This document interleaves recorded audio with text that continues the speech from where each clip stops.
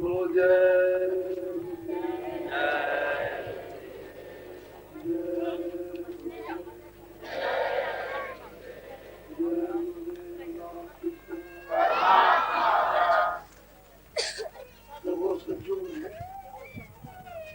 और त्रेता सत्युग में 1 लाख वर्ष का था। उस समय पर सत्युग में मनुष्य की आयु 1 लाख वर्ष, इसी मनुष्य की आयु। और त्रेता में 10,000 इस मनुष्य की आयु थी। और जब द्वापर लगा तो 1,000 वर्ष की उम्र और जब द्वापर खत्म हो गया, कलयुग लगा, और कलयुग मनुष्य की उम्र कलयुग में 100 वर्ष। कितने वर्ष? 100 वर्ष। आप देखो युग का इतना बड़ा परिवर्तन हो गया। सत्युग में सत्य का युग था। उस समय पर कोई वेद शास्त्र को नहीं, सत्युग में कोई पाप पुण्य था, अच्छा बुरा था, न्याय अन्याय था, मनुष्य भी मिला था। सात लोग 24 घंटे शरीर रक्षा के काम करते हुए सब ध्यान में, सब अंतर रास्ता खुला हुआ था। रोज आते थे और जाते थे। किसी तरह का कोई पर्दा नहीं था। आँख खुले थे, कान खुले थे, सब ब्रह्मांड दिखाई देते थे। ये सब दिखाई देता था। स्वर्ग है, कुछ है, शक्ति लोग, ईश्वर का नाम है, माया का लोग है, ब्रह्म का नाम, सब ये सब सूरत देखती हुई और अपने रोज में जाती थी। 1 लाख वर्ष की आयु। जब से नियम बन गया, जब देखा कि लाख वर्ष की उम्र इनकी खत्म हो रही और ये सब जीवात्माएं सुधा उस सत्य देश में, सत्य लोक में, सब अपने घर में जाते हैं। बस यही से बंधन आएगा। ये कोई भी जीवात्मा आके न ईश्वर यहाँ का था, न ब्रह्म यहाँ का, न पार ब्रह्म था, न महाकाल, न ये जमीन थी, न आसमान था, न वायु थी, न अग्नि थी, कोई चीज नहीं थी, न स्वर्ग थी, न वैकुंठ थे, न ब्रह्मांड थे, न 4 खाने थी, न 84 थी, यहाँ कुछ नहीं था। सब ये जीवात्माएं जितनी थी, और ये जो मसाला है, ये सब सतलोक में था। सतपुरुष की जब इच्छा हुई सतलोक की, तो उन्होंने लोक बनाए। आवाज निकली उसमें से, तो इतनी जोर की आवाज निकली कि उसने अनंतों बनाया। अनंतों लोग इतने किले में जा सकते, इतने इतने लोग बना दिए। पहले तो ये सब खंड बन गए, ब्रह्मांड बन गया, ब्रह्मांड बन गया, ये स्वर्ग बन गया, वैकुंठ बन गया, ये सब पहले से तैयार हो गया। अब इसमें कुछ रचना तो थी नहीं, खाली मतलब है कि यहाँ से वहां पे बोला था और उसने खंड बना दिया। फिर उसमें से एक धार निकली आवाज, तो उसने स्थानों का ठेका बनाया। फिर उसके बाद उन्होंने वहां से ईश्वर को भेजा, उसके साथ फिर माया, फिर ब्रह्म को, ईश्वर को भेजा, फिर उन्होंने शक्ति को साथ, फिर ब्रह्म को भेजा, फिर माया को, फिर उन्होंने पार्वती को भेजा, फिर प्रकृति को।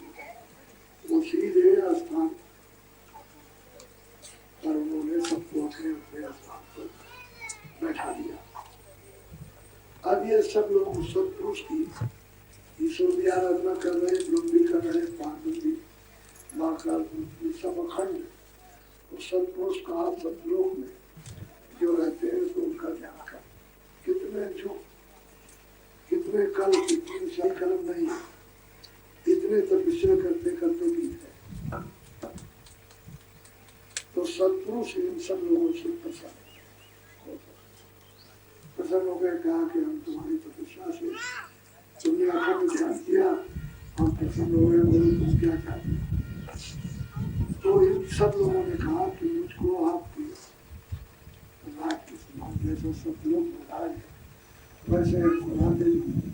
तो जीवात्मा जो सुनते हैं उनके मन में कोई रचना नहीं, वो तो चेतन है, ये सब मसाला तो जड़ और तो कोई रचना इनके हाथ में। तो जीवात्मा सोचते थे नहीं कि चलो भाई ये कुछ रचना कर लो, तो उन्होंने कहा अच्छा हमने दिया।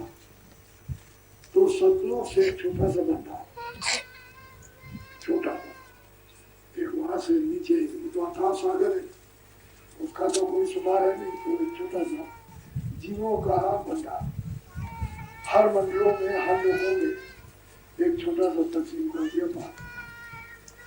और जब ये जीवों को ले आए तो अपने अपने मंडलों में जितना बांटा उसको वहां अनोखा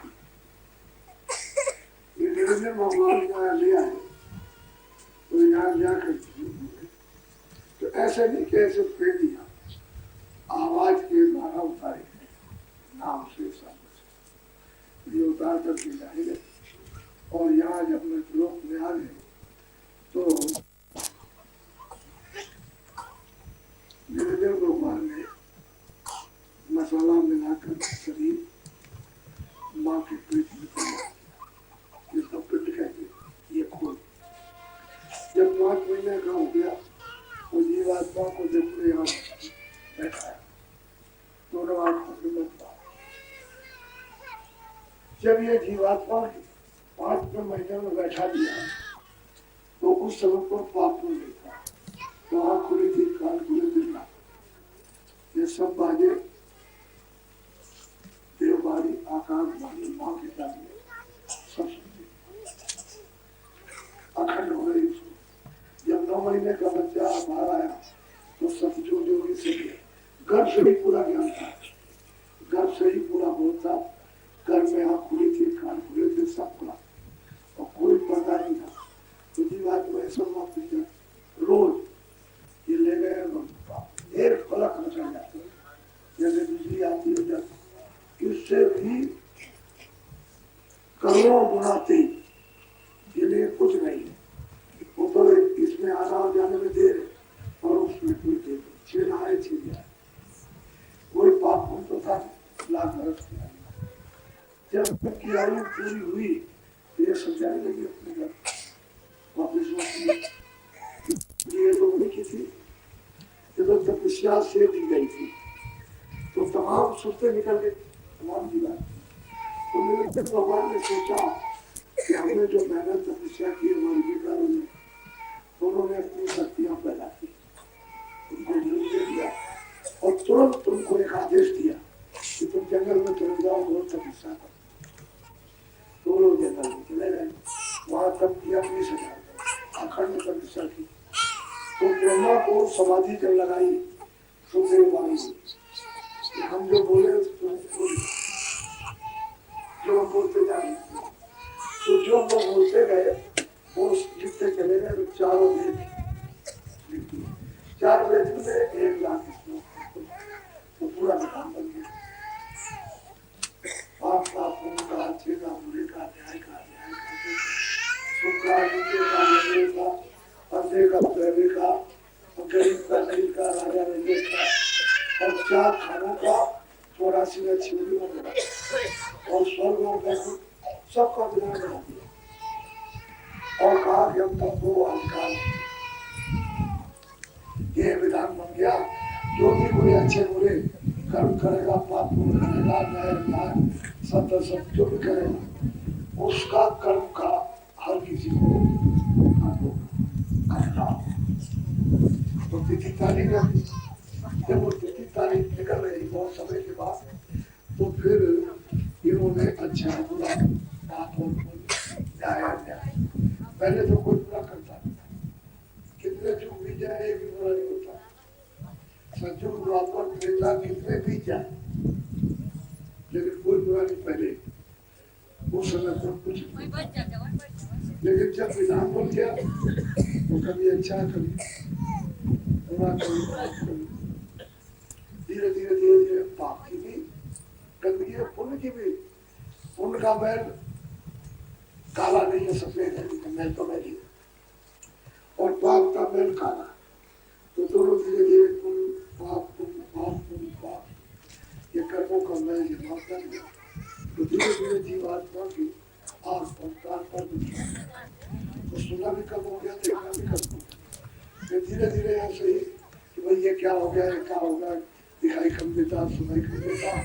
एक बार ही कोई बुरा काम बन गया, एकदम से काली चट्टान, ऐसे बादल काले आते हैं ऐसे ही आई होता है। तो जीवात्मा के यहाँ तो जीवात्मा की काल बन गया। अब वो शब्द से, नाम से, आवाज कोई अलग हो गया, अब आधार छूट गया, विच्छेद हो गया। अब उसको पता नहीं है कि वो किस रास्ते से आए और कैसे वापस आए। तो यही जलती है, मरती है, पाप किया, पुण्य किया, अच्छा किया, बुरा किया, चौरासी गई, भोगती रही, नरकों में गई, रोती चिल्लाती रही, सजा भोगती रही। फिर कभी कभी मनुष्य शरीर मिला तो फिर इसी में फिर पत्नी, फिर पाप, कभी कोई कभी चौरासी चली गई। फिर कोई और बुरा काम हुआ तो नरकों में चली गई। तो इतने युग, इतने कल समुद्र की जाई बनाई जाए और जितने भी पेड़ है सबके कल में बना दिया और पूरी पृथ्वी को, सारे संसार के कागज बना दिया और लिखा जाए इतने युग इस जीवात्मा को अपना घर छोड़ेंगे। अब जीवात्मा तो इनकी है नहीं, शरीर इनका है, इन्होंने मतलब मनुष्य शरीर दिया, फिर उन्होंने मतलब यह कि पशु पक्षी कीड़े, फिर नरकों में बहुत ज्यादा अपने को तपस्या की तो देवर ने देखी, स्वर्ग में पहुंचा दिया, वैकुंठ में पहुंच गए और बोले चिड़े मनुष्यों में वापस आ गए। अभी तक इस जीव का छुटकारा नहीं। अब सतयुग और त्रेता द्वापर के जितने भी नाम थे वो अपने युग में तो सही थे, उसी समय उन लोगों के लिए तो ठीक था, लेकिन वो नाम अब कलयुग में आपको समझाए कोई नाम नहीं। कलयुग का, त्रेता का, द्वापर का, वो नाम कलयुग में जीवों को कोई लाभ नहीं करेगा। कलयुग में कलयुग का नाम लाभ करेगा और वो महापुरुष जानते हो दूसरा कोई नहीं। तो कलयुग के समान दूसरा कोई हो उस प्रभु की प्राप्ति के लिए नहीं, न सतयुग में न त्रेता में। अब जब से ये विधान बन गया तब से तो मतलब ये पहले तो सब जाते थे, जब ये नियम नहीं था पाप पुण्य का, अच्छे बुरे का, तो सब लोग जाते थे। कोई ऐसा बात नहीं ना, बच्चा बच्ची सब चढ़ जाते थे, चढ़ो गए, एक परत में गए, सब देखते, अनंतो ब्रह्मांड देखते गए, वो देखते आए और सुनते गए, सुनते आए। तो कोई पर्दा तो सब स्वतंत्र थे। पीछे से झगड़ा लगा दिया कर्मों का, पाप पुण्य का, और अधिकार हमको दे दिया कि अब जो तुम करोगे वो हमारी तरफ से कोई ना रोक टोक है, ना हम आदेश करते हैं ये करो ये न करो, आप अपनी इच्छा, ऊपर है, बुद्धि है, चित्त है, ये सब चीजें आपको स्वतंत्र कर दी और जीवात्मा की ताकत से सब काम करते हैं। वैसे मन कुछ नहीं है, बुद्धि कुछ नहीं है, चित्त कुछ नहीं है, प्राण कुछ नहीं है, ये उसी की मतलब एक चेतनता से औजार। जैसे शरीर आँख होती है, कान सुनते हैं, जबान बोलती है, लेकिन क्योंकि जीवात्मा, और जब जीवात्मा इसमें से निकाल दी जाती तो आंखें वही, कान वही, जबान वही, हाथ पैर वही, कुछ नहीं करता। तो जीव की चेतनता से ये सब चेतन मालूम होते हैं, वैसे तो ये कुछ नहीं। और जहाँ ये रहते हैं, जहाँ इनका भंडार है, उसी चेतनता से चेतन है, बाकी इनको अलग कर दिया जाए तो मिट्टी है, तो कुछ नहीं जाए। इसलिए जीवात्मा सब और यार जीवों को कुछ पता भी नहीं कि कहाँ था, मेरा पिता कहाँ, मालिक था। जैसे कोई राजा है, राज करता है, प्रजा ने उसको कभी देखा नहीं होता है, तो जो उसके काम गुजार है, जो करते हैं, जो बेट है, वो काम करते हैं और उनसे सबसे काम लेते हैं प्रजा से। तो जब वो बेचारे कुछ समय बाद हो गया तो समझ लगे राजा तो यही है, पहले वही बेट, वही कामदारी उसको राजा समझ लगे, राजा का पता ही नहीं कि राजा का। इसी तरह से वो जो अपना सबका पिता है सब जीवों का, उसका तो पता ही नहीं कि वो कहाँ भूल गया, ऐसे भूल गए कि हम उसको मतलब ये मानते ही नहीं। और फिर हम ये जड़ में फंसते। तो जीवात्मा की चेतनता जड़ लोप हो गई, जड़ रूप हो गए। अब अचेत से जीवात्मा जब तक ये शरीर में बरामद न कर ली जाए, उस जड़ से चेतनता न निकल जाए, तो जड़ चेतन ग्रंथ पड़ गई। इस चेतन की जड़ में गांठ पड़ गई और अंधकार काम भी बंद है, आंख भी बंद है, ना भी बंद। तो जीवात्मा कैसे महापुरुषों की जरूरत बने उसके।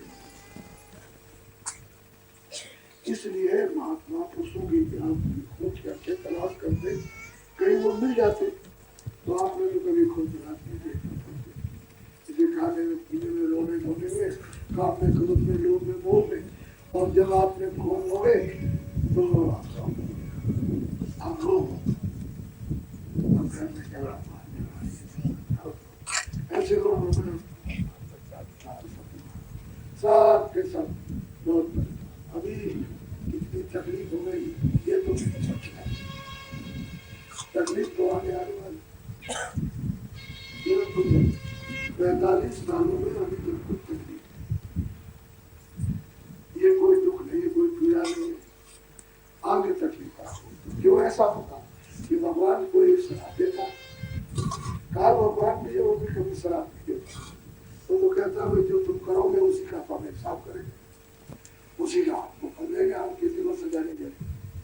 काल रूप में तिरकर आता सुबह शुभ कर बंदाता, मैं उनका काल रूप हो जाता हूँ, सुबह शुभ करने का फल देता हूँ। मैं कुछ नहीं करता, न मेरी इच्छा कराने की है, न मेरी इच्छा न कराने की। तुम्हारी जो इच्छा हो तुम करो। अब उसका ये नियम बना हुआ, उल्लंघन करोगे तो आपको सजा मिलेगी। फिर मैं योनियों में 4 खानों में बंद करूंगा, वहां दंड दूंगा। तो पशु पंछी क्या है, ये जीवात्मा वही है जो आप, वही मन है, वही बुद्धि है, वही चीज। उतनी तकलीफ होती है, उतनी पीड़ा होती है जितनी आपको होती है, उतना ही दर्द होता है। लेकिन उनकी भाषा, उस धर्म में जो बोलते हैं वो आप नहीं समझ सकते। पहले तो सब समझते थे, लेकिन आप नहीं समझ सकते हो। आप अगर कोई कहीं बाहर का किसी प्रांत का कोई आ जाए और रोने लगे तो उससे पूछो भाई क्यों रोते हो, तो जो बतलाए तो भाषा नहीं समझोगे, तो आप क्या समझोगे उसका दर्द, सिर में है कि पेट में, क्योंकि भाषा उसकी दूसरी जगह की है, आप भाषा दूसरी बोलते हो, आपकी भाषा समझ में आती नहीं, तो आप क्या समझोगे। ऐसे पशु पंछी जो होते चिल्लाते हैं, उनकी भाषा आप तक नहीं जाती। पहले जब ज्ञान था, आत्म जो बोध था, जब दृष्टि खुली थी, तब तो सब भाषा जानते थे। और कुछ बच्चे की लोग की भाषा रो रहे, चिल्ला रहे, लेकिन आप नहीं जान सकते। तो सुनते जीवात्मा वही है जो मनुष्य में इसमें से निकाल कर उसको सजा दे दी। उसमें से निकाला सांप में बंद कर दिया, सांप में निकाला बिल्ली में बंद कर दिया, बिल्ली से मिला बिच्छू में बंद कर दिया। ऐसे छोटे छोटे जीव जंतु में बंद कर दिया और उनको ढक दिया जा, ताकि अपने कर्मों का भोग भोग ले। उसने कोई अपनी तरफ से सजा नहीं रखी, जो कुछ भी हिसाब मिलेगा मेरे कर्मों का। तो ये बात आप लोग समझते हो कि तकलीफ नहीं, इस लड़के को तकलीफ, लड़की को तकलीफ, गाय को तकलीफ नहीं, भैंस को तकलीफ नहीं, बकरी को तकलीफ है, ये पशु पंछी को तकलीफ नहीं, ये तीनों को उतने दर्द है, उससे जरा भी कर ले। ये छोटा जीव हो, छोटा शरीर हो, लेकिन सूरत वही है। अब यह सूरत शरीर में बैठी हुई है जीवात्मा, तो चाहे इतना आला लगाइए, लेकिन वो आगे में आने शक्ति इतनी सूक्ष्म और इतनी विशाल है कि इससे बड़ी चीज कोई है भी नहीं। लेकिन अब वो शरीर में जब हो गए तो पता नहीं लगता अंदर उसके, आपको एक्सरे से कुछ पता नहीं। लेकिन महात्माओं ने उसको बरामद कर लिया कि उसको निकाल करके और समेट करके उसको दरवाजे पर ले आए और वहां से फिर उसको दिखाया कि देख तेरी शक्ति, तेरा मन, तेरा ज्ञान, तेरा आनंद, ये कितना बड़ा है, तो इसमें फंसी पड़ी हुई है। तो बिना महात्माओं में काम नहीं सकता, लोग इसमें फंस चुके। अब सब लोग कर्मचारी, अधिकारी, छोटा सेठ साहूकार, छोटे बड़े, बड़े बड़े कारखाने चलते बहुत रोते, कहते हैं बड़ी तकलीफ, कारखाने में घाटा हो गया, देखने को सब लोग जाते हैं, बहुत बड़ा कारखाना, बड़े आराम से रहते होंगे, जितनी चिंता हमको इतने किसी को नहीं है, कुछ दुआ कुछ आशीर्वाद दे दीजिए। ऐसे सब लोग काशकार हैं, इसी तरह से छात्र अब आते हैं, चिल्लाते हैं, कोई काम, कोई नौकरी नहीं, आप बड़ी परेशानी, माँ बाप के साथ ही करती, हम घर में नहीं बैठते, जाओ कमाओ, बाहर जाके तो कोई काम नहीं करता। फिर जहाँ जाइए वहाँ सब बच्चे यही प्रार्थना करते हैं, दुआ देते आशीर्वाद। तो बच्चों से लेकर के, जवान से लेकर के, खासकार से मजदूर से लेकर के, कर्मचारी अधिकारी, शेख साहूकार से लेकर सबको फल रहा है तो उससे कुछ होने वाला तुम कर्म ऐसा किया। जब कर्म खराब बन गया तो उसका अनुभव कुछ ऐसा वो होता है कि तुरंत से ठंडा आपको मिलता है, तो कर्म का तो आपको डर मिलेगा। लेकिन कुछ ऐसा नियम है कि मान लीजिए कि आपने ज्यादा खा लिया, जहर खा लिया है, कोई नशा खा लिया तो पागल हो गए, और ज्यादा खा लिया तो मर भी गए, तो उसकी तुरंत आपको यदि अति की सजा तुरंत मिल जाए।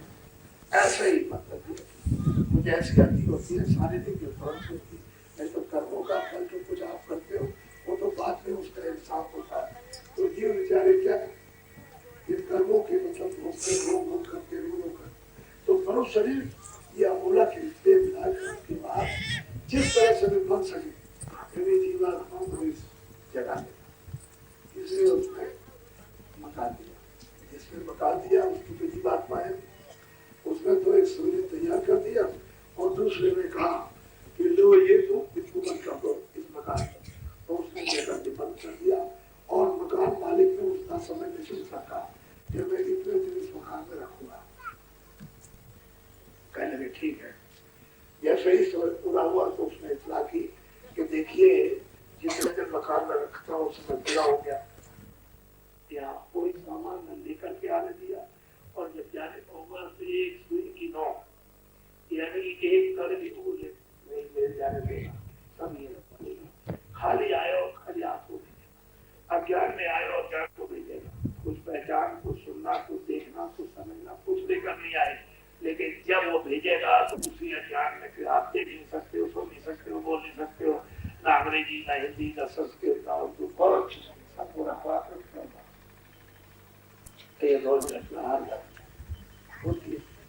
बच्चा हो बच्ची हो जवान हो हर घर पे कोई ऐसा घर नहीं जिसमें घटना ना हो या नहीं हुई है, वो होती है होगी और हो चुकी।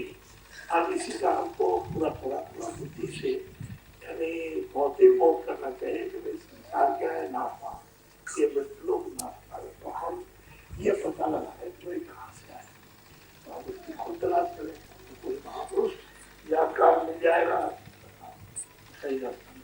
सही जब रास्ता में क्या है तो अपने घर की तरफ क्या करोगे, अरे भाई एक कदम चलो मतलब एक घर चलो, लेकिन चलने की तैयारी तो करोगे भाई, अपना घर नहीं, हम किसी तरह से अपना रास्ता काटे, एक पैर चलो दो करो, आप किसी तरह से चल पड़ो यहाँ से, अपना घर नहीं, ये अपना घर है दूसरा क्या करते हैं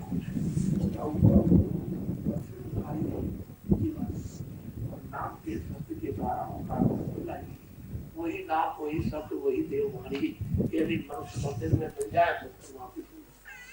इसलिए कहा है कि कलयुग केवल नाम अदा, वो नाम कहते हैं देववाणी, आवाज उसको कहते हैं शब्द, जो वो बोलता है मुंह से उसी शब्द को उसी नाम को उसकी आवाज को पकड़ना और उसको पकड़ चल जाना, उसमें तो मतलब एक पावर है, शक्ति है खींचने की, तो धीरे से जीवात्मा के ऊपर की गंदगी उतार देगा, साफ कर देगा, बिल्कुल उसको निर्मल कर लेगा, पवित्र कर लेगा और धीरे से वो अपने लेगा।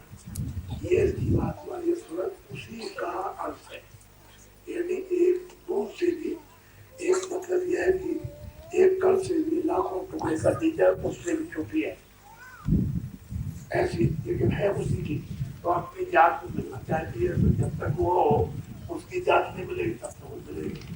तो ये सत्य में से निकली है और सत्य से मिला जाए, सत्य में प्रकाश है, सत्य में मतलब ज्ञान है, सत्य में आनंद है, सब सत्य में सब चीज है, सत्य ही से सब कुछ हुआ, सारी रचना ही सत्य से। अगर हम लोग आपस में बोले चाले नहीं सब पूरे हो जाते कोई नहीं हो सकता, कौन करेगा काम, ये सत्य नहीं, ये सत्य से सही हो सब कुछ हो रहा है, तो ऊपर में तो फलक खुला शब्द है। इसलिए आप लोग सोच रहा था तो आप शंका में पड़ जाते हो कि जय गुरुदेव नाम किसी आदमी का, तो मेरा नाम जय गुरुदेव नहीं, नाम का नाम वैसे जबरदस्ती सोचते हो कि मैं हो, तो अरे तुमको मालूम होना चाहिए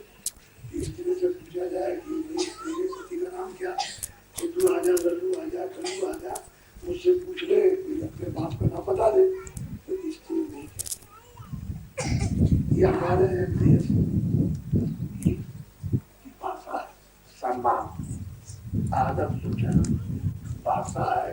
उसको जय गुरुदेव नाम का तो मैं प्रचार करता हूँ, लेकिन नाम उसका गुरु का है। और समझते हो कि आप तो ये लोग क्या करते हैं, बाबा जी को जवाब सीधा नाम न लेकर बाबा जी को जवाब।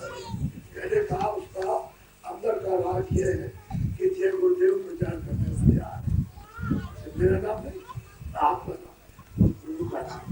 तो आप लोग मेरे संख्या में उससे संकोच करते हो, शर्म खाते हो, और एक मैं अभी तक कुछ नहीं समझ पाया। और समय उतना ही है, अभी तो जवान हो, 10-15 साल के बाद हो जाएंगे बुढ़े होने लोग, और बुढ़े होने लगे तो फिर हाथ पैर हिलने लगे, फिर चलने की तैयारी होगी। असल में वैसे तो समय पूरा होते ही बच्चा भी चला जाता, 2 महीने का, 2 साल का, 4 साल का, 10 साल का, 25 साल का, 40 साल का। अब ये तो जिसका जो समय आ गया, कितने कितने राजे महाराजे पृथ्वी पर आए, मेरा है ये सब आस, चलो तुम्हारा कुछ नहीं, तुम बने हुए थे, अज्ञानी थे, तुम्हारा क्या, तो दूसरा जिसका सामान है तो दूसरे के सामान को अपना बना रहे, उसका सामान आपका तो है, हमारा तुम्हारा यही नहीं है, और सामान तुम्हारा क्या हो, उसको ये निकाल के ये पढ़ दिया, अब ये इसका नहीं है, ये इसका नहीं, इसका नहीं है, ये उसका, इसी में तो इकट्ठा किया था। क्यों किया था? इसमें चेतन जीवात्मा थी, ये सब सवाल को आप इसकी बलक पट्टी करते थे, इसको खाना कपड़ा, इसको दवा दारू करके निरोगी रखते, वो तो आपने कुछ किया नहीं। इसलिए अभी एक कार्यक्रम होने जा रहा है आपसे जुलाई गुरु पूर्णिमा के आने की है, 12 तारीख को गुरु पूर्णिमा है, और 6 जुलाई से 15 जुलाई तक कार्यक्रम लखनऊ से 35 किलोमीटर रायबरेली रोड पर निगुआ लगराम चौराहा सामने उदयपुर गाँव, तो वहां पर ये कार्यक्रम उस मैदान में हो जाना। और ये किसका कार्यक्रम है? भूल जोता खिचड़ा उनका ये कार्यक्रम हो जाना। इसको चाहे कोई सम्मेलन का है, कुछ और कुछ कहने को और इतना बड़ा कार्यक्रम था खेतिहर काश्तकारों का, यदि 45 सालों में नहीं था, और उसमें बहुत काम यदि हम नहीं सब नहीं चले तो सेवा कर रहे, मंजूरी करता तो सेवा कर रहे, और अभी इसी महीने में जो सोच के निकाल लग जाएगा, ताकि वो जल्दी से पूरा हो, और छोटा सा एक सम्मेलन है, लेकिन उसका जो असली जो आधार है वो गुरुपूर्णिमा के पहले, गुरुपूर्णिमा के बाद जो भी कार्यक्रम होगा, 12 जुलाई को गुरुपूर्णिमा, ये सब भूल जोता खेतिहर का। 6 जुलाई को सुबह 8:30 बजे शोभा यात्रा साइकिलों की, तो आप तो यहाँ सुल्तानपुर पास पहुंच जाइए 5 के साथ, तो जिस गेट पर फाटक बने होंगे रोड पर, जिस रोड पर फाटक गेट बने होंगे वहाँ आपको रोक लेंगे, वहाँ ढूंढ रहेंगे। लखनऊ के चारों तरफ रास्तों पर गेट बने होंगे, वहाँ आपको वो सबको रोक लेंगे साइकिल वाले। लेकिन उसका जो मतलब है कि प्रारंभ यहाँ से शोभा यात्रा होगी, उसका चिन्ह रखा गया हवाई अड्डा लखनऊ, वहाँ से चलेगी, फिर वो पीछे से सब लोग रखते चलेंगे। अब साइकिलों की शोभा यात्रा नहीं होगी, लेकिन ये बात जरूर है कि 1 करोड़ आदमी होगा, एक छोटा सा सम्मेलन है, 1 करोड़ को हम अपनी तरफ, और जब आप उस मैदान में पहुंच कर देखोगे तो सब लोग ये कहेंगे कि 1 करोड़ से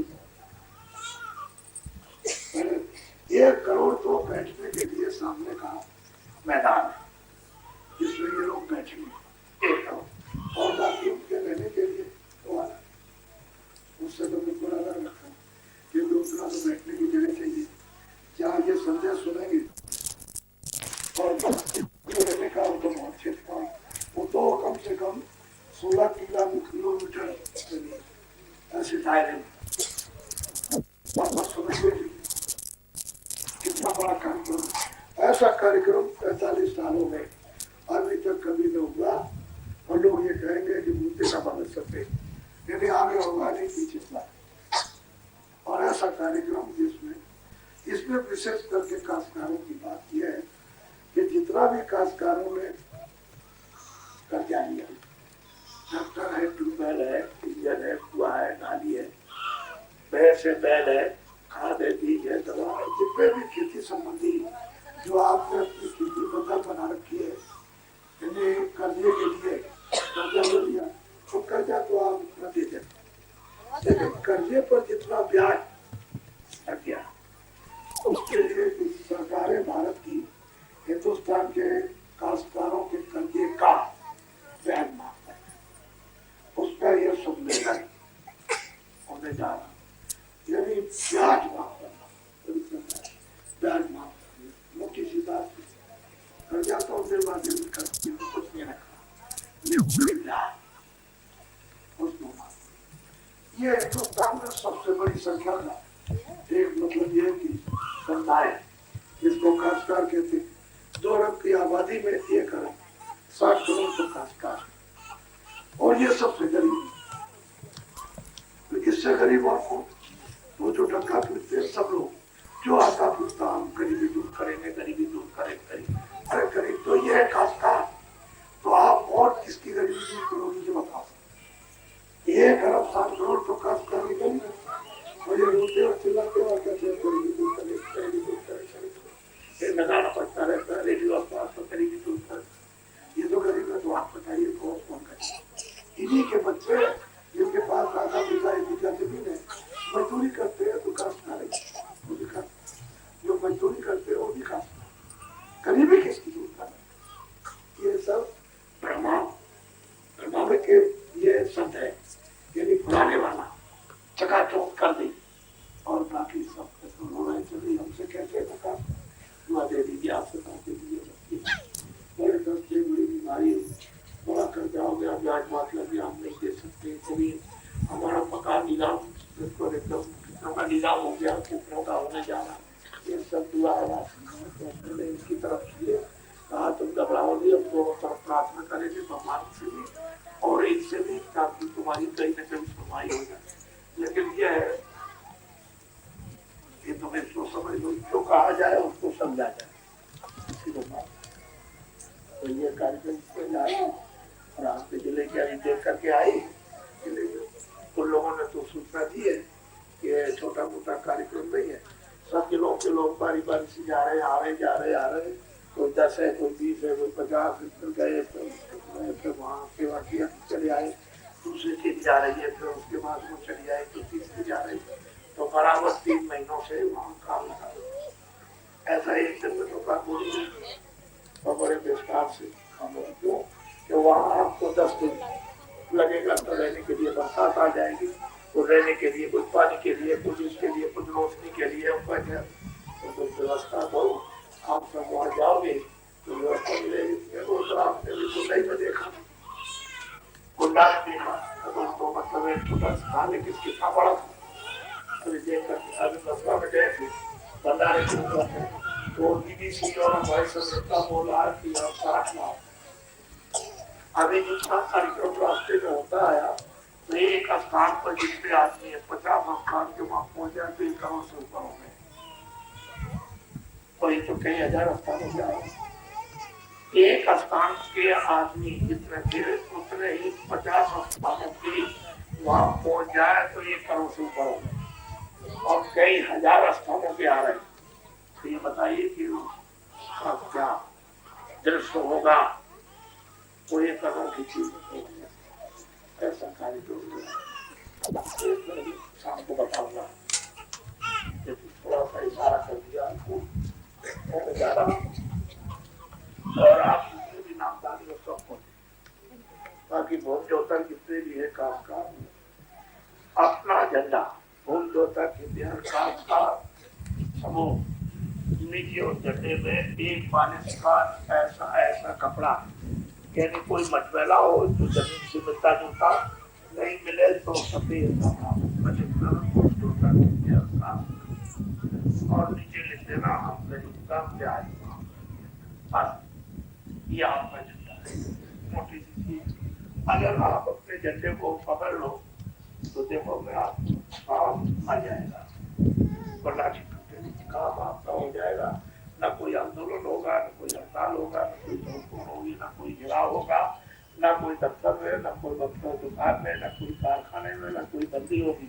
झंडा अपना पकड़ लो बस और वो काम आ जाएगा। लाठी छूटेंगे कुछ।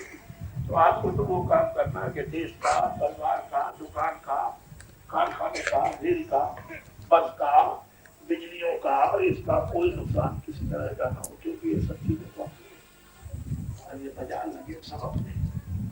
हमको जिस चीज की जरूरत पड़ेगी, इंजन की जरूरत है, टीचर की जरूरत है, बिजली वाले सामान की जरूरत है, दवा वाले सामान की जरूरत है, कपड़े वाले ब्याह शादी की जरूरत है, तो आप परेशान नहीं रखते हो।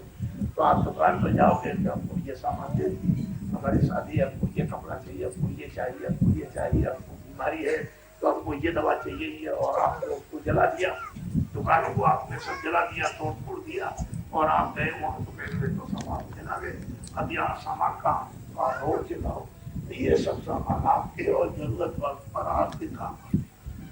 ये बहुत सी चीजें घर में आप रखते हो संभाल करके, लेकिन जब कभी भी कोई ब्याह शादी के रिश्तेदार कोई बड़ा सा मतलब उत्सव हुआ तब आप उन चीजों को निकालते हो, तो समय समय पर आपके काम आती आपकी चीजें। इसी तरह से ये सब चीजें आप सफर करोगे, जब जरूरत होगी बस मैंने बस तोड़ जाएंगे तो अब बस नहीं आ रही है, अब रेल नहीं आ रही है, अब आपको जाना है दूर और मतलब पहुंचना है, लेकिन आप कैसे जाना, तो बस तोड़ दिया आपने, रेल तोड़ दी, उड़ा दिया। तो ये बहुत सबको कराना चाहिए कि राज्य की जितनी संपत्ति है वो सब जनता की, और जनता को ये बताना सब तुम्हारे काम है। अरे घर भी तो आप अपना ही है, घर में अगर मान लो आग लगा दो मतलब ये है कि कितनी तकलीफ होगी, अगर दूसरे का तो जला दिया, अगर तुम्हारा जल जाए तो आपकी पहले सोचो, उतनी ही तकलीफ उसको अपनी आप, उसका अगर झोपड़ी जला दिया, उसका घर जला दिया, उसको ये कर दिया तो उसने तकलीफ आपको दी।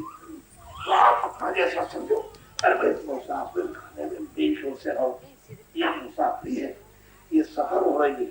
अब सफर में जो सफर होते हैं, होशियार होते हैं, बुद्धिमान होते हैं, वो तो अपना काम बना लेते हैं, और जो बुद्धिमान नहीं है, जो पागल है, बस चले जाते।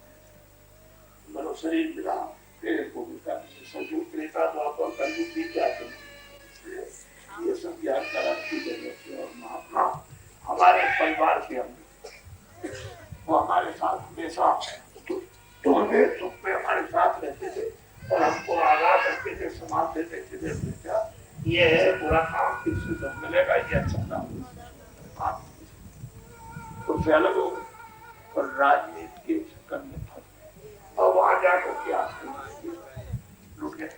अब आपके पास कुछ रह नहीं गया, लुट गए चौड़े मैदान।